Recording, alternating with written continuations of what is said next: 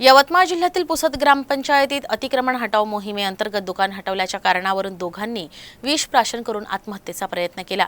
या घटनेमुळे प्रशासनात एकच खळबळ उडाली।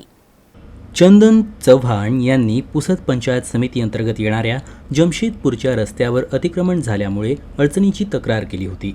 अतिक्रमण काढण्यासाठी उपोषणही केले होते। त्याची दखल घेत पंचायत समितीनं अतिक्रमण काढण्याची मोहीम सुरू केली। दरम्यान शुक्रवारी सहाय्यक गट विकास अधिकारी संजय राठोड यांच्यासह प्रशासनाचे अधिकारी पोलिसांसह अतिक्रमण काढण्यासाठी दाखल झाले।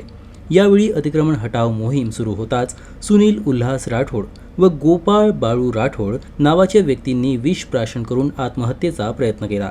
अतिक्रमण हटाव मोहिमेच्या अधिकाऱ्यांची अचानक कारवाई आणि दोघांनी विष प्राशन केल्याची घटना यामुळे हादरलेल्या कमलीबाई उल्हास राठोड आणि कविताबाई बाळू राठोड यांची प्रकृती खालावल्याने चौघांनाही उपचारासाठी रुग्णालयात दाखल करण्यात आलं। आत्महत्येच्या घटनेने प्रशासनात खळबळ उडाली असून त्यांना कारवाई थांबवावी लागली।